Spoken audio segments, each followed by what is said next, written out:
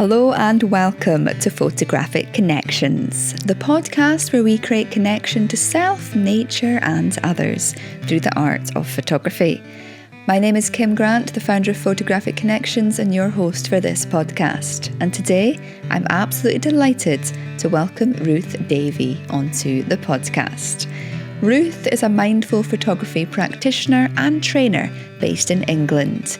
She shares how her own battles with mental health led her on a path to discovering mindfulness and photography. From this experience, she began to create her own photographic vision, leading her on to help and teach others ways of using their camera as a way of coping with theirs. She also shares her passion for making photography accessible to all and her love for spending time in solitude. So without further ado, please join me in welcoming Ruth Davey.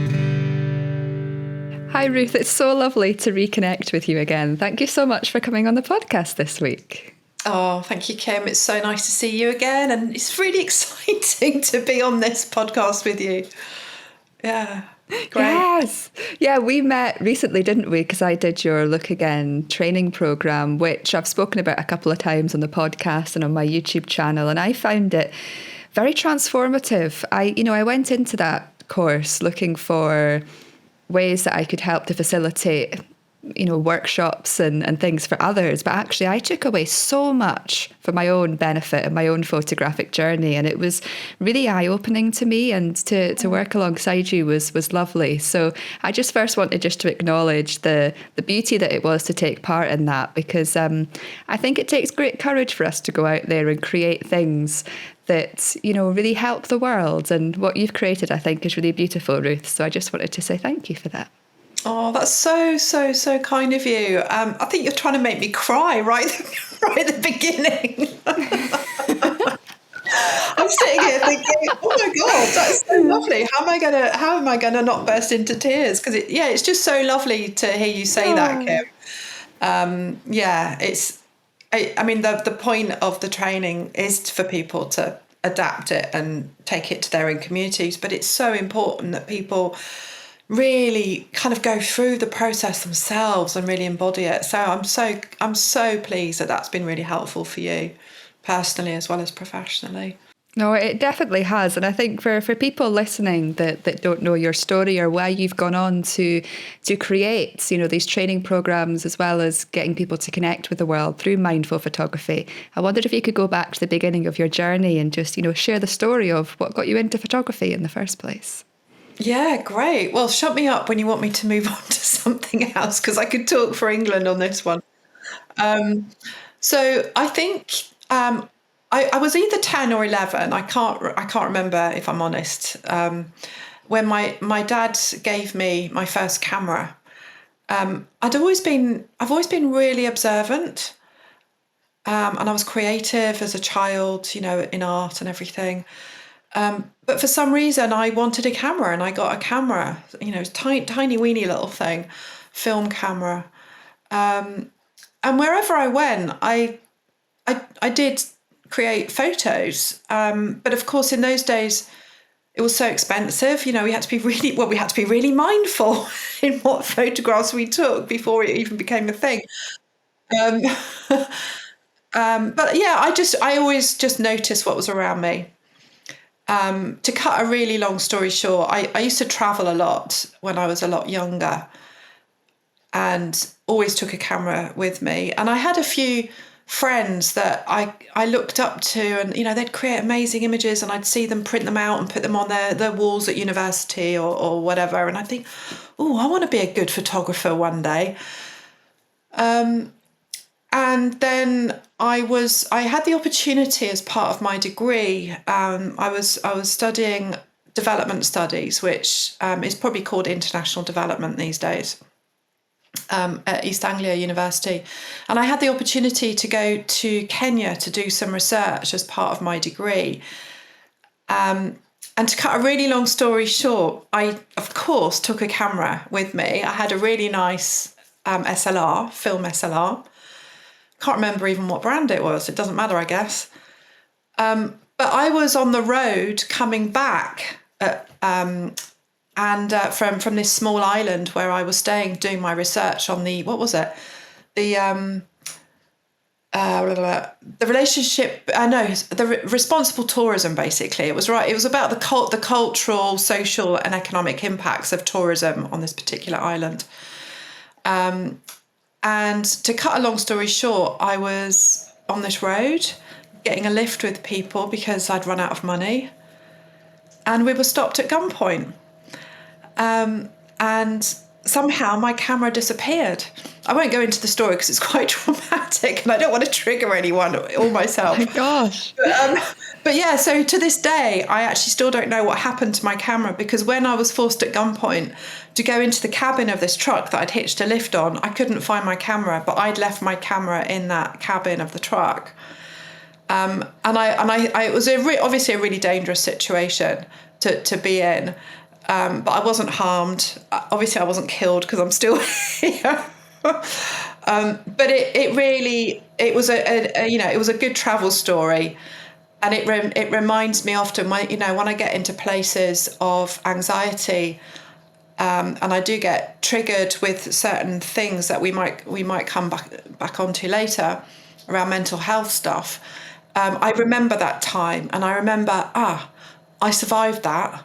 That was a really, really difficult thing to go through, and I survived it. And it's a good story. So then and then years and years went past, and I became a mother, and within a year I was a single mother. My son's now 20, and I was living in Bristol. Well, I'd worked in West Africa for a while with artists and creatives of all sorts.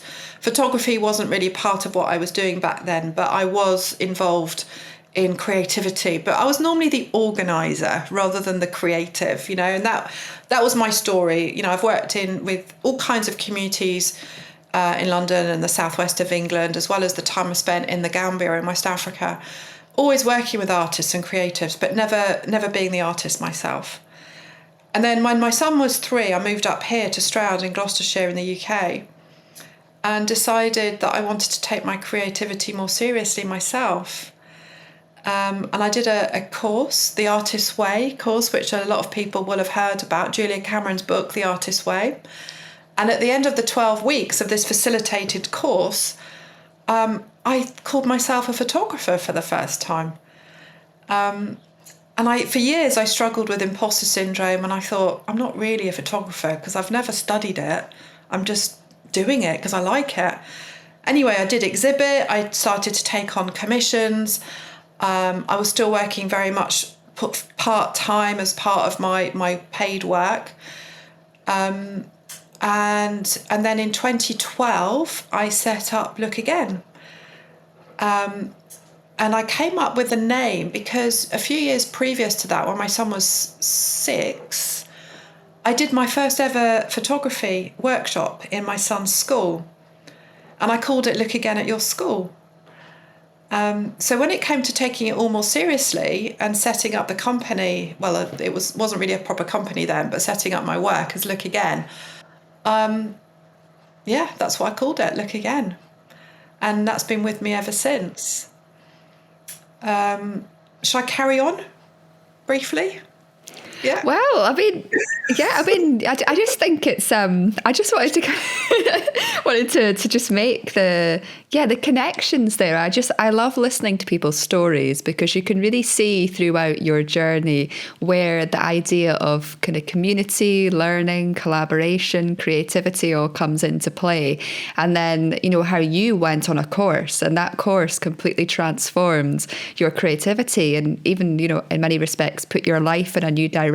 And I love that, because what you've gained from that course, you're now out there yourself creating your own courses and transforming people's lives as well. And I just love the tie there, because I always think when we look back on our lives that we can see if we're really on a path in life and we're really clear and you're kind of following where our heart wants to go, we almost naturally have this cycle of trying different things, and then one day something just transforms us. And I just love how it's almost like you're giving back and you've learned from all your experiences to what you've now created, which I think is beautiful. Oh, thanks, Kim. Yeah, I mean, I feel that, I mean, I can get on to kind of the journey from then to now in a minute, but I do feel like, where I'm at now really is a coming together of all of my life experience, and the my work experience, my personal experience, my upbringing, I've always had a very international perspective on life due to my upbringing. And there's always been challenges and struggles along the way. And when I moved up here and did that course, the Artist Way course, I was here. I didn't have a job, a single parent, but I knew I had to get away from Bristol. And I was really listening to my heart. Money-wise, it was. I mean, I was living on an absolute shoestring, and I have done for a lot of my adult life. And haven't had any support financially really from anyone, so it's always been a struggle from that perspective. But I've never really been into the money side of things. I've always been into what am I here to do, and what I do now is my call. It feels like my calling. It's not a job. It's my calling. And maybe coming back a bit now to 2015, actually leading up to that, in fact, for most of my son's life, I got postnatal depression, which at the time wasn't really diagnosed as that, but I think that's what it was. Looking back, I'd also left an abusive relationship, and it was a struggle. But I knew I was doing the right thing. And I had episodes of anxiety and depression. And then in 2015, I had what I described at the time as my full-on breakdown, which was really frightening, really scary. I could get out of bed, but only, it was like I had to get my son to school basically, and I had to make sure that he was fed. But other than that, I couldn't really do much at all for a while, and I got quite a lot of support from family and friends.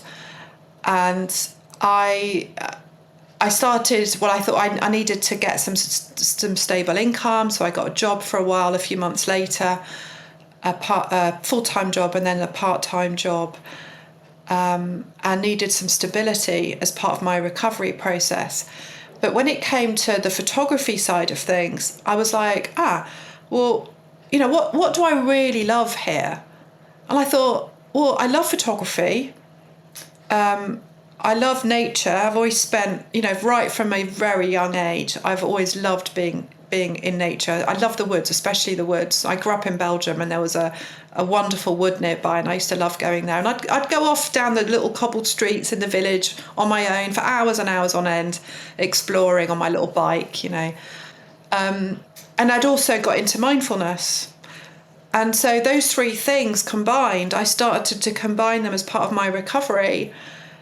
And I thought, oh, hang on a minute, this is really helping me. So it was like walking really slowly, being in nature, not just being, but really looking at nature, engaging with nature, being creative in my photography. So, I mean, I'm self-taught. I did an evening course once here in Stroud, a digital photography, but I got really bored, so I stopped.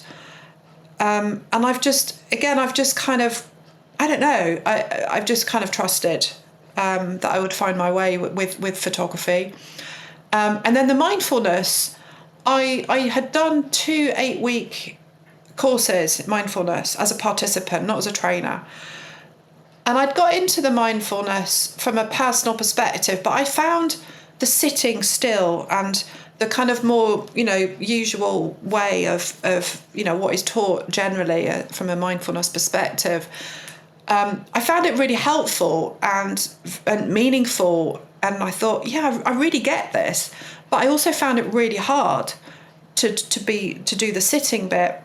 So when I started to kind of walk in a more mindful way and using my eyes, keeping my eyes open in usually in nature settings, but literally walking around the house, walking in my garden or in the street or anywhere, starting to realize how much I noticed if I slowed down to have another look. And I thought, wow, okay, this can literally be done anywhere. So that's what's happened. And then because it started working for me, I thought, well, maybe this might work for other people. So, I developed what I was already doing with Look Again, which was already running workshops and things, but I really developed the mindful photography element of it rather than what I was doing before, which was more, well, it was already mindful, I guess, but I hadn't really framed it in that way. And then to cut a long story short, I started running lots of workshops, like day workshops here locally, and then got really involved in working with an arts and health organisation, a charity here in Gloucestershire, which provided an amazing opportunity. We had funding to develop 4 6-week courses as part of a pilot project. And the research that was done as part of that was really, really interesting. And the benefits of what I was doing came up so positively that then I joined the organisation properly, and I worked with them to do 8-week courses for a couple of years before then leaving and going back full time on Look Again. And I can come on to that if you want to in a minute. But yeah, so is that, the mental health stuff, my lived experience of that, which I still struggle with at times, but I use mindful photography to help me really stay grounded and present in the moment. And I still need that. Yeah. So, yeah.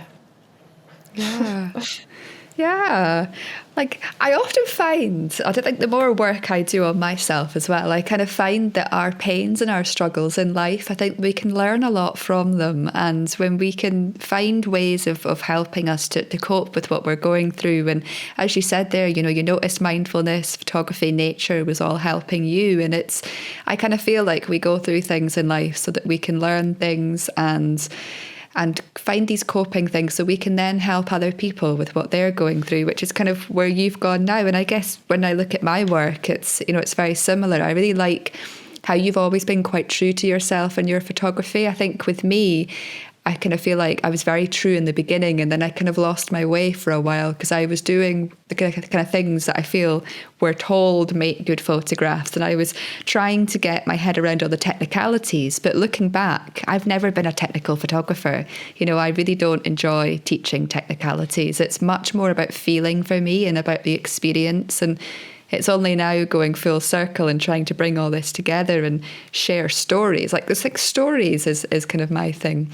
But I just love listening to all the pieces that's brought you together, because it just shows, I think, what you've created, and I think even what I'm creating now as well, that there's ways of making a living but also being of service to people in the photography world that's not the traditional route, and that can actually really help people. And I don't know, I fundamentally believe we're here to help each other and have that community element, and it's just nice that you found your way to do that.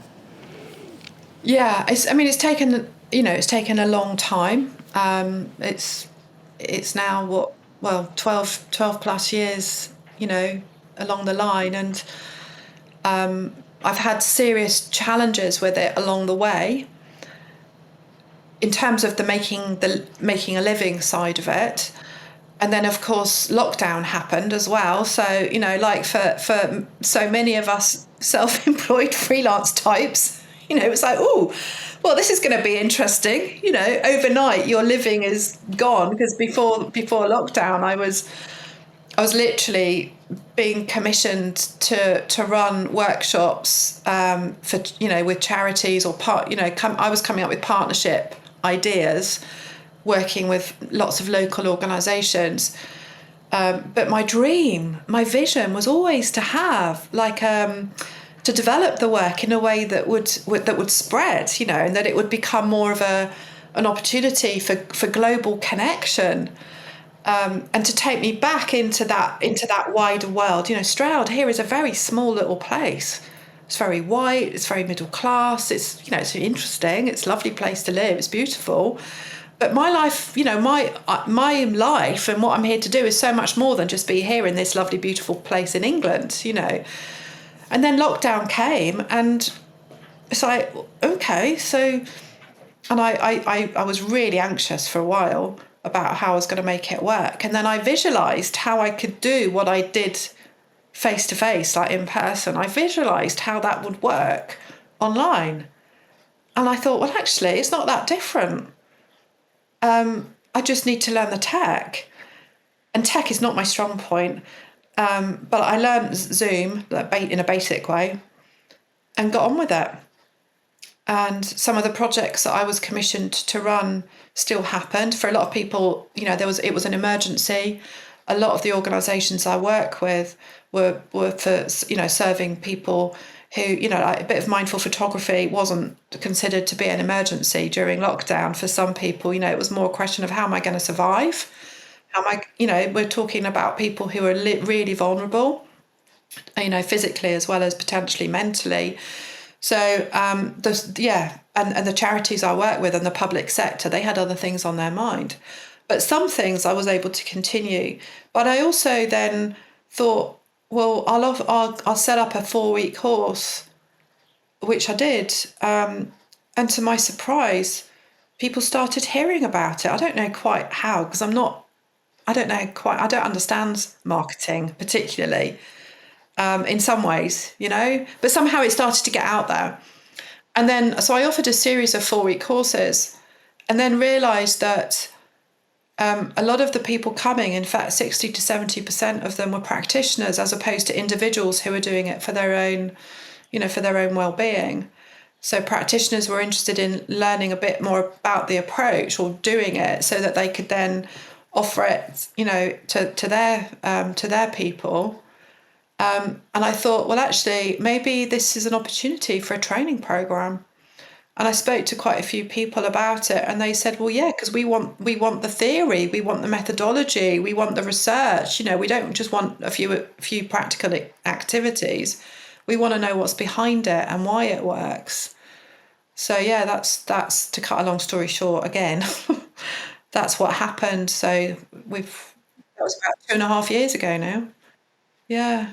Yeah, I think it's really lovely that like practitioners and stuff are becoming more aware of photography as a therapeutic thing to do. You know, I think when I began getting therapy myself many years ago, you know, it was very much the traditional sitting, speaking to somebody, and there was always an element for me missing. You know, and I've gone off on my own journey of doing loads of different types of therapies and holistic healing and all sorts. But when I look back at my journey, the best therapies I've had has been a combination of that, but also with doing physical stuff as well, and being able to, I guess, move energy and move our body and have a creative outlet and being outdoors as well. And I think it is really beautiful that a lot of counsellors and stuff are now becoming aware of the healing benefits of photography and changing that perspective. And especially for maybe people that need that creative outlet, it can bring all those things together.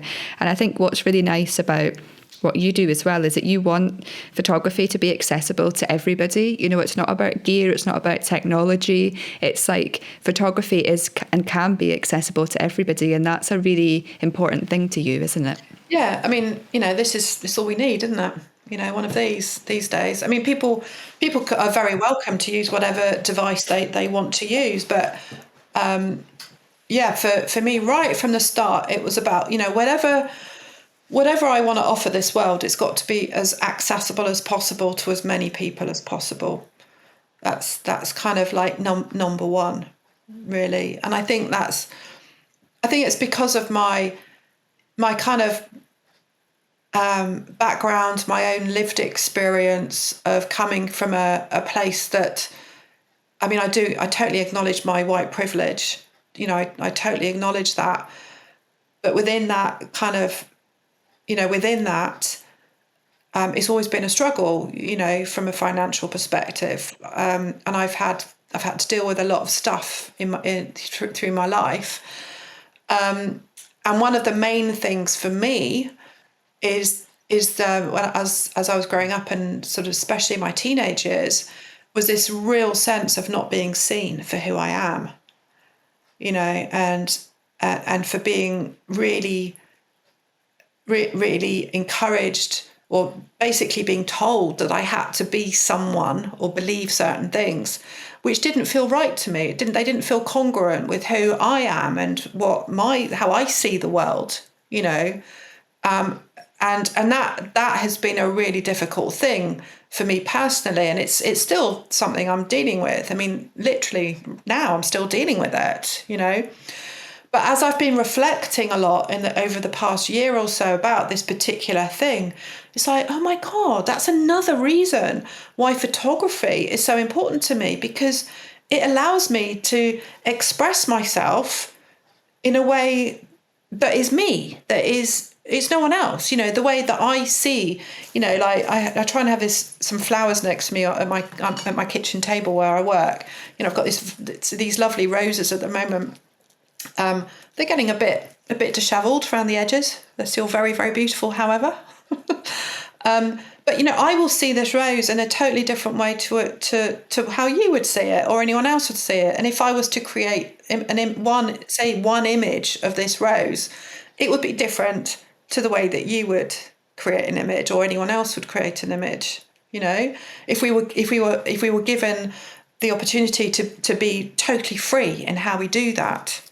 So for me, coming back to the accessibility, for me, it's really about, wherever people are at in the world, whatever their backgrounds, financial background, social background, cultural background, ethnicity, religion, faith, whatever it might be, ability,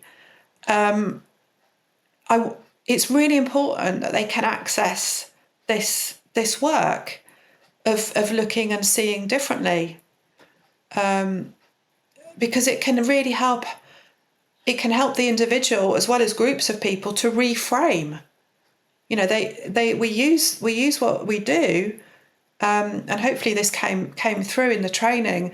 It's really about using our eyes, and then the creative tool of image making through photography to reframe how we're experiencing the now, bringing in the mindfulness, the present moment, how we can reframe that based on what we're seeing and experiencing. And they think, well, actually, is that really how else can I see this or feel this? But then also looking at the future and thinking, well, what do I want my future story to look like? So this is my current story. What do I want my future to look like? And that brings in the kind of imagination work, visualization work, as well as the photography, as well as kind of being mindful that is what we're doing in this moment in time. We're actually right now, but we're being mindful about the future. And for me, that part of the work is developing at the moment. I've been working on that for the since before lockdown, really. It feels really important to me, in the light of what we're facing, what the world is facing. There's, we're facing huge challenges, and it's still very easy, I think, for so many of us to bury our head in the sand, whether it's climate change or increased polarization or, all the big stuff that's happening around the world. And I personally at times get terrified by it. It really feeds my anxiety. Some people are referring to it as climate anxiety, eco-anxiety. There's lots of different ways of seeing it. And it's like, how can we use photography to deal with that? And I believe that part of that is about taking action. It's about using our personal agency, our own skills, our own energy, our own way of seeing to actually create what we would like to see, rather than just accept what is coming our way. So I'm very excited about this piece of work. So am I, Ruth. I'm looking forward to seeing how you get on with continuing to explore that and to create whatever's coming. You know, I'm quite a spiritual person and I look into a lot of alternative media, but I think, you know, what is going on in the world, you know, I think many people are very much aware that it's probably going to get, you know, worse before it gets better. But I love what you said there about, you know, being kind of true to what we want the world to be. You know, it's like these big issues are so huge. You know, as individuals, it's like, what can we do? But actually, if we change how we live our life and we live as authentically and true to ourselves as possible and visualize what we want the world to be like and try our best to live in harmony with that, you know, I think it's infectious. And then when we start doing it, the people around us start doing it, and then it kind of ripples out. And, you know, it's like, it's going back to that autonomy. But I think we need that space and those places that we can go to de-stress and to find ourselves in order to actually work out, you know, what future do we want for both ourselves and the planet, and, you know, how can we go about making individual changes to do that. And I know in your own practice, you go for walks regularly in nature by yourself in the woods. You love solitude when you're out and about, not just with your camera, but also just to help you with your own, you know, mental health battles. So I wondered if you could speak a little bit about solitude and how that benefits you. I think solitude has always been important to me, but I didn't know why it was so important to me until fairly recently. And, you know, as a child, I used to spend a lot of time on my own in my room. I used to, loads of time. And I've got two sisters, they're twins. I was the eldest. And I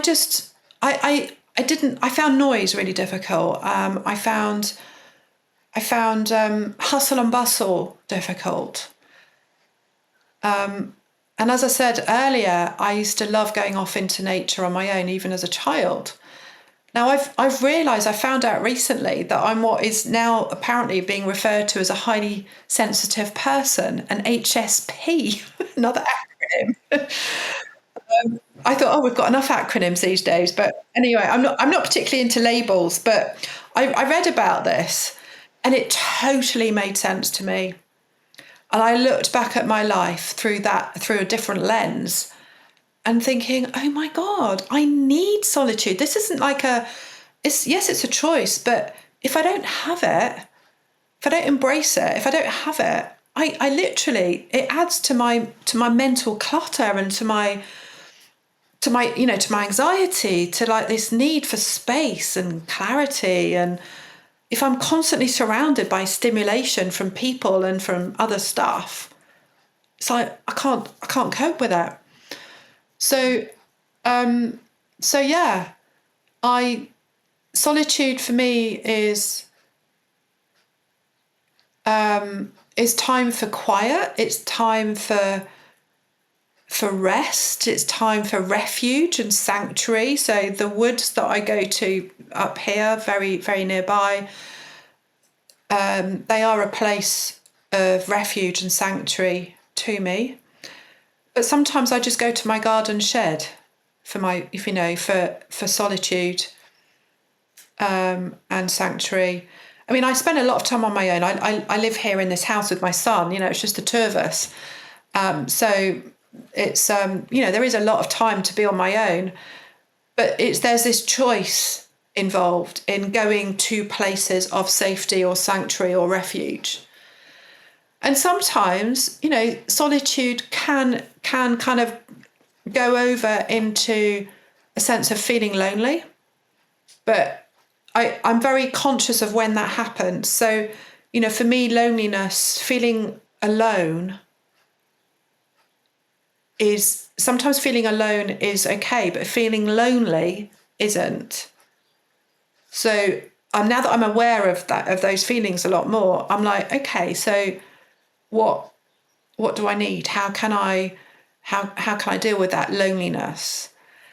And as you'll know through the training, you know, photography, you know, we can create images that speak to us of what we need in order to gain our resilience, or what we can go to for dealing with periods of anxiety or feeling low or whatever.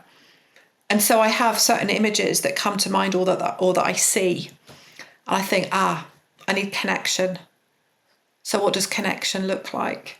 It means picking up the phone, speaking to a friend. It means going for a walk around the corner to see if a friend's in for a cup of tea. It means arranging something, or it means actually getting in my car or getting on the train or on my bike and connecting with a different place, going to see family, going to see friends, etc. And that's really important to me as well. So it's getting that balance between being fine with being alone and being in solitude, choosing that, and then dealing with loneliness as well. Yeah. I think we've lived in a world for so many years, haven't we, that it's just been kind of go, go, go, go, go. And I think there was, especially in the past, maybe a bit of stigma about spending a lot of time on your own. But I totally resonate with what you say there. I mean, a bit like yourself, I don't like labels. I think they can often be used from a judgment perspective. But I do think when we look at these things, and if we resonate with them, that highly sensitive person is something that I definitely resonate with as well, and we spoke about before we started recording that I had quite a difficult time last week emotionally after a therapy session. But on the lead up to that therapy session, I'd had so many days of socializing and going to events and seeing people, and I was just so exhausted. And this week I've stepped back and I'm spending a lot of time in solitude, and it's recharging me again. And I think it's nice to speak about this because a lot of creative people and a lot of photographers love solitude, and it is about making that differentiation between the solitude and being alone and the loneliness, because we all experience loneliness from time to time. But the beauty is that photography can give us connection, whether it's that connection to nature, that connection to a story, that connection to our emotions. It can really help us to understand ourselves better and to give us that connection that we may need in those moments. Absolutely. Yeah. And I think, more and more people are talking about the need to slow down, the need to, the need for more meaningful connection with themselves, but also with others. And I think, December, going into the winter proper now and the festive season, it's so easy for us to get caught up in what we think is expected of us or what we should do. And actually, some of that stuff just isn't good for us. And, the whole consumerist thing as well. I've always lived a very simple life, and, that's partly out because I haven't had much choice in it, but it is also because it is a choice. Even however much money I have, I'm still going to live a simple life. It's kind of what I do with that money. I can do more. I can do more stuff. I can develop Look Again better and, and reach more people if I get more money, for example, but in essence, I'm content with a simple life. I don't want anything complicated. And I think this slowing down thing and being able to say to our friends and our families, which is sometimes really difficult, but to say, actually, I really need to be slow right now. I really need some time. I can't do this noisy, busy, Christmas thing or, whatever else is going on. I think it's important. We need to be able to feel free to speak our truth, to be authentic in who we are.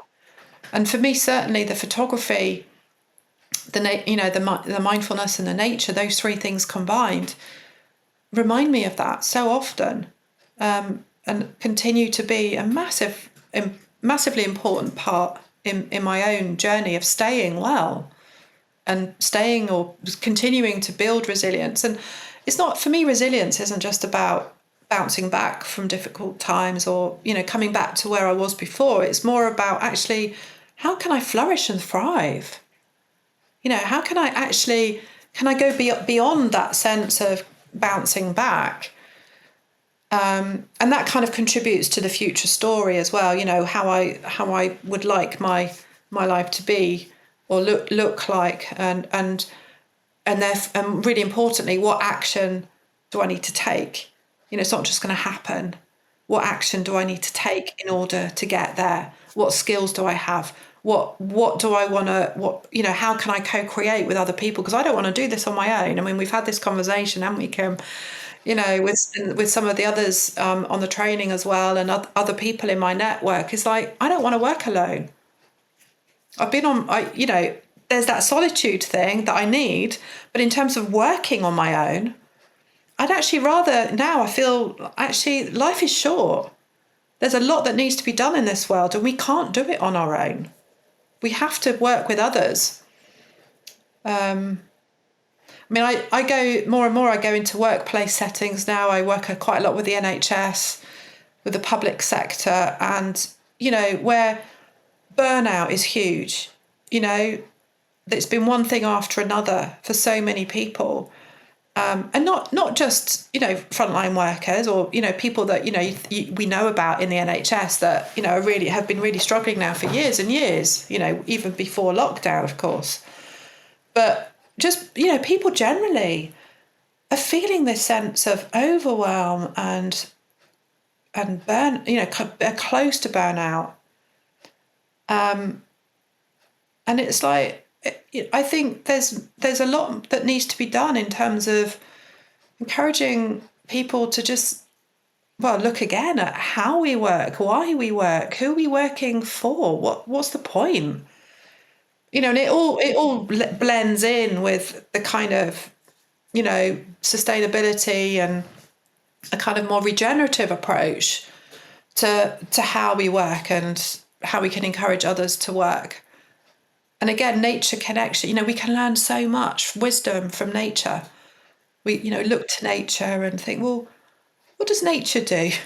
Well, in the winter, a lot of things tend to kind of wind down, slow down, go to sleep, curl up, stay warm, conserve their energy.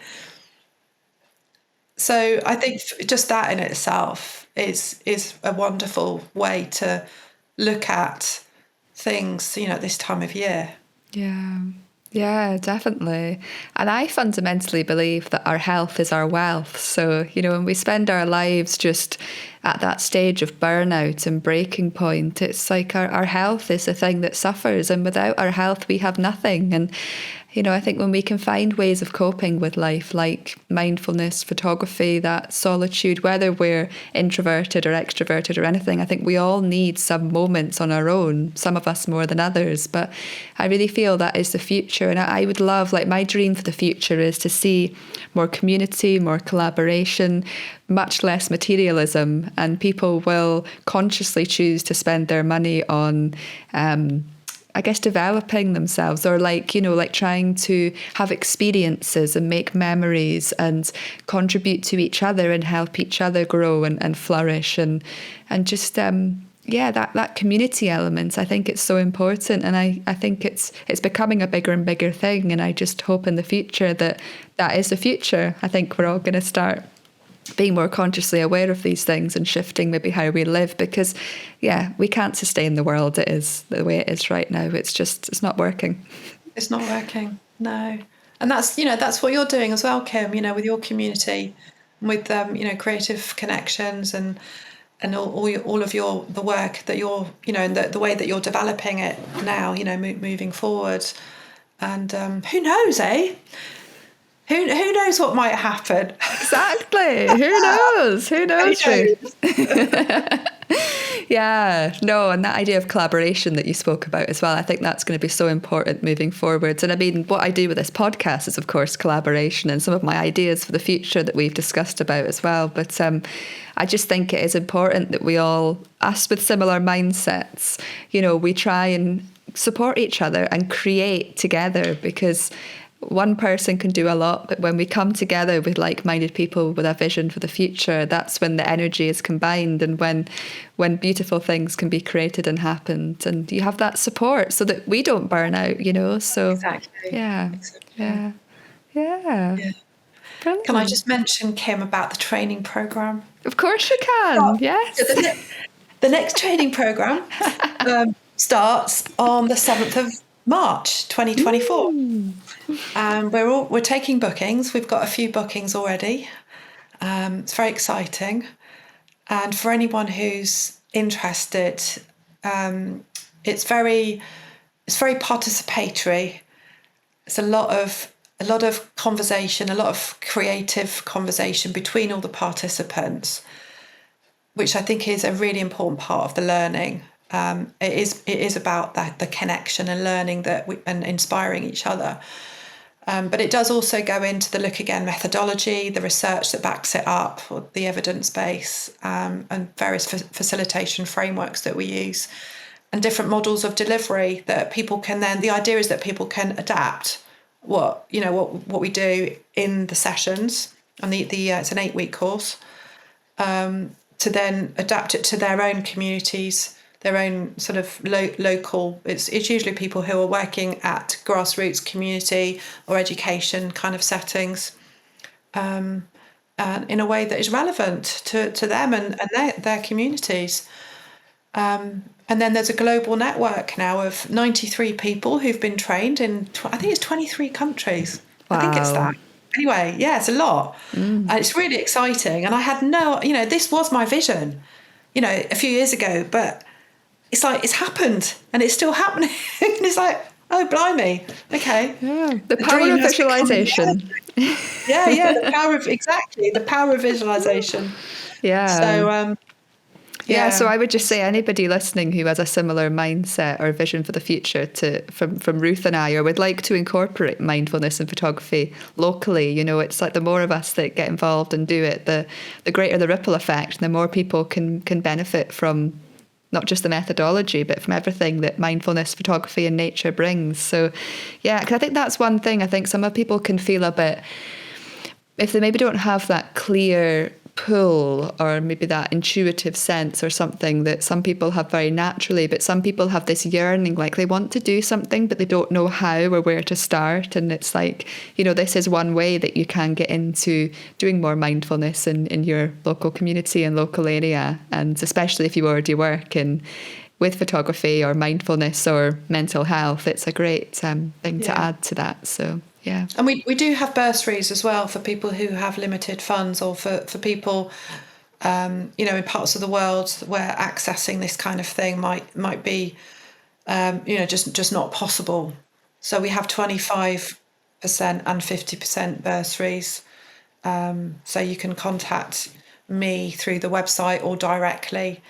Are you going to put the details in, or shall I just say it now, the website? I'll put everything in the show notes below. So yeah. But usually I do say actually at the end, I'm like, Ruth, if anyone's resonated with your story, where can they go to connect with you further? Oh, thank you, Kim. Yeah. So if people want to connect or find out more, I guess the best place to go to first is our website, which is look-again.org. And if people want to email me directly, I'm very happy to receive emails, and it's Ruth@look-again.org, Ruth@look-again.org. We're on social as well, but you can get all of that through the website. So we're quite active these days on LinkedIn, Instagram, and what's the other one? Facebook. Yeah. Well, brilliant, Ruth. Yeah, it's been an absolute pleasure to reconnect with you again. I always love speaking with people with similar mindsets and visions, and you're definitely one of those people to me. So thank you so much for both your time today and everything you do in the world of photography. Well, thank you so much, Kim. It's been an absolute pleasure, and I really look forward to staying in touch with you. Thank you so much for taking the time to listen to this week's podcast. It really does mean the world to me. If you'd like to get further involved with Photographic Connections, including joining our supportive online community or finding out dates for our upcoming events, you can find all the details at photographicconnections.com. And if you're on Instagram, you can follow us at Photographic Connections. And please feel free, if you enjoy an episode, to share it with your followers too. It would be great for us all to share the beautiful healing benefits that photography can bring us. And now that this podcast has come to an end, there's only one thing left for you to do. It's time to pick up your camera and head outdoors. There's so many incredible photographic opportunities just waiting for you to discover.